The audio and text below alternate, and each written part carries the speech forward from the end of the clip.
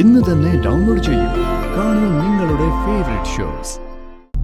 പറഞ്ഞിട്ട് കാര്യമില്ലമ്മേ. കുറച്ച് നാളുകൂടി നമ്മൾ കാത്തിരിക്കേണ്ടി വരും, സഹിക്കേണ്ടി വരും. അത് കഴിഞ്ഞ് എന്നേക്കുമായി തീരുമല്ല.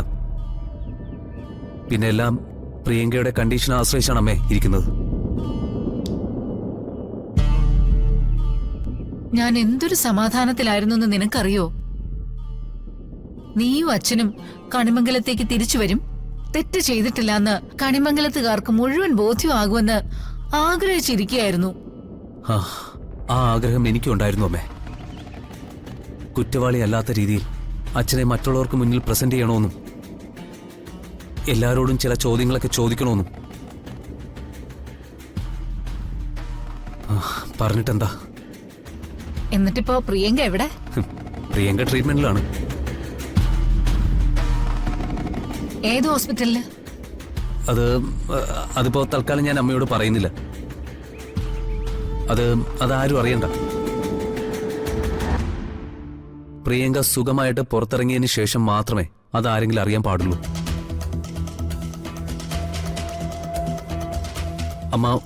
അമ്മ ഫോൺ വെച്ചോ.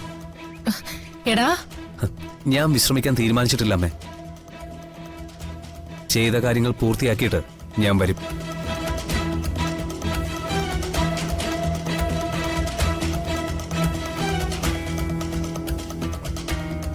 അച്ഛനും അമ്മയ്ക്കും എല്ലാം വല്ലാത്ത സങ്കടമായി പോയി.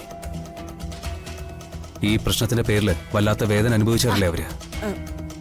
മുത്തശ്ശി, എനിക്കൊന്ന് പുറത്തു പോണം. പ്രിയങ്ക. എന്താ സാറേ? ഇല്ല, ഒന്നുമില്ല. മുത്തശ്ശി, ഞാൻ പോയിട്ട് വരേ. ഓ.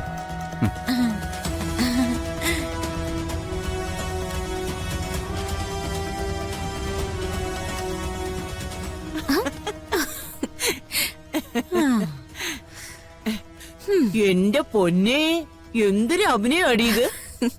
ആ ചെറുക്കന്റെ ഉള്ളു കലങ്ങിപ്പോയില്ലേ? സംഗതി അവരെന്നെ രക്ഷിക്കാൻ ശ്രമിച്ചെന്നൊക്കെ ഉള്ളത് സത്യം തന്നെയാ. പക്ഷെ ഇവരുണ്ടല്ലോ, ഈ ചന്ദ്രശേഖരനും കുടുംബവും മാറിയും മറിഞ്ഞും എന്നെ ഒരുപാട് ദ്രോഹിച്ചിട്ടുണ്ട്. അതിനുള്ളതാ ഇപ്പൊ അനുഭവിക്കുന്നത്. അനുഭവിച്ച് തീർക്കട്ടെ എല്ലാവരും.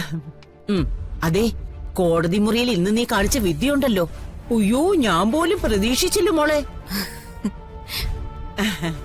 ആ കോടതി കൂട്ടിലേക്ക് നീ നടന്നു കയറുമ്പോഴേ എന്താ സംഭവിക്കാൻ പോകുന്നത് എന്റെ ഈശ്വരാന്നും പറഞ്ഞ് ഞാൻ മുകളിലേക്ക് നോക്കിയിരിക്കുമായിരുന്നു. അപ്പോഴല്ലേ വെള്ളടി വെട്ടിയതുപോലെ നിന്റെ ഒരു പ്രകടനം. പക്ഷേ ഇത് ഇവിടെ കൊണ്ടൊന്നും അവസാനിക്കില്ല മുത്തശ്ശി.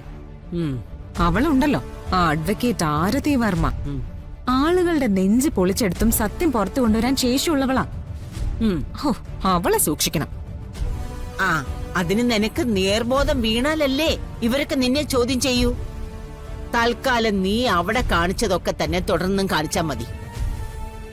ആ, എന്തായിരുന്നു മോളെ നീ കോടതിയിൽ പറഞ്ഞ പേര്? ആ, ഏതോ മല്ലി. വിഗ്രഹ കച്ചവടത്തിന് നടക്കുന്ന മല്ലി തന്നെ ആയിരുന്നാ മതി. കുറച്ചു കാലം നമുക്ക് എല്ലാവരെയും പറ്റിക്കാം. കേട്ടോടി മോളെ.